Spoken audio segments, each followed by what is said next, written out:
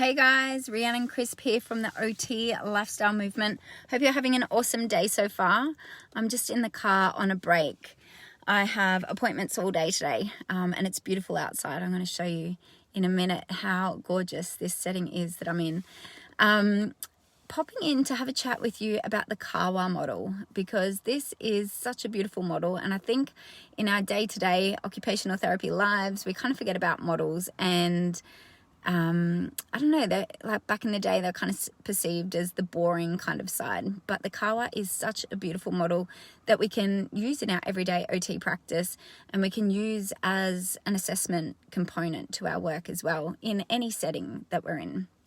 So the Kawa is very different to the traditional models and theories that we have. So most of them, the Western ones, you'll see they'll have boxes and circles and directional arrows pointing to what goes where and the relationship between things.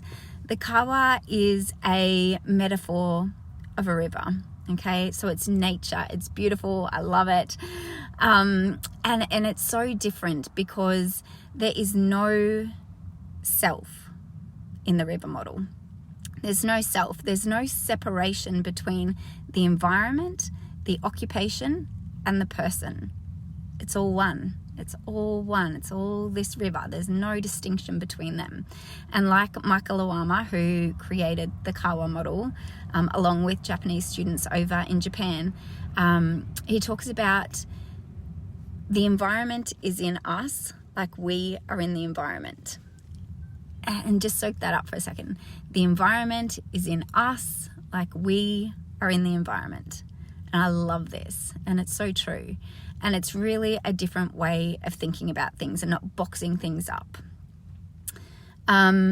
With this Kawa model, another big difference is that we become the student. It isn't already prefabricated because the client creates their own river model based on their own personal circumstances. So I'll talk you through the river model. So it's something that you can do, but I highly recommend looking into it a bit more if you're not really that familiar with it.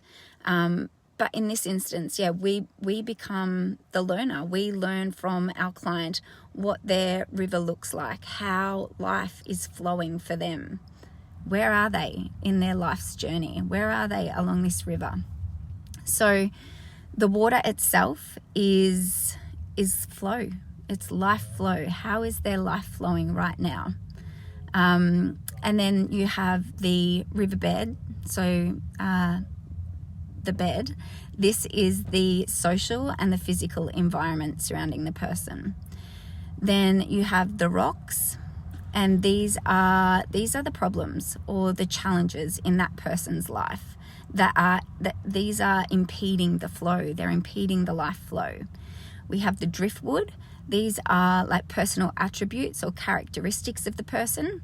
So it could be like their personality, their character, and these aren't as permanent as the rocks, like those big challenges in their life. And the challenges could be body impairment, it could be anxiety, it could be motivation. They're those big rocks impeding the flow. And then as occupational therapists, our job is to come in to see this person's life through their model, through their lens, and to help them on their journey and to help increase the flow where it's stuck, where that flow isn't, where it's not flowing as easily as what the person would like. That's our job, is to come in and to help their life flow easier for them, and whatever that looks like for them. So it's really about listening to the person's narrative, listening and deeply understanding their story, becoming really curious and asking questions. So obviously in a session, the client will draw a model of a river, and you let them know, the different components to the river, and ask them questions so they can help draw their own river. And you're just asking questions, becoming curious, because this leads to the intervention strategies and how you can help support them by asking really good questions.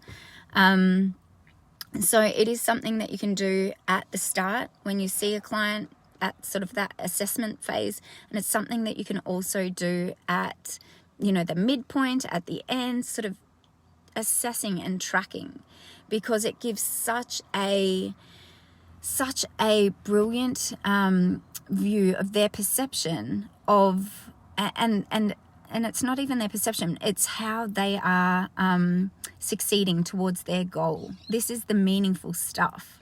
This is where it really matters most. It doesn't matter if their standardized assessment score improves beyond measure if they can't do the thing that they want to do in their life.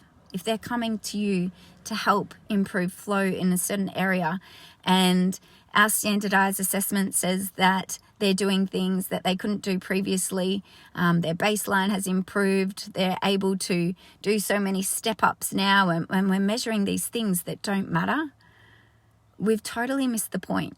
We've got to be looking at this person's life through their lens. So I hope that helps, but I totally would recommend looking into the Kawa a little bit more. Michael Awama is incredible. And yeah, just becoming familiar with the different models that are out there. There's heaps. And I think it's important to be connected to the OT models. I'm going to show you what's outside here because it's a beautiful day here.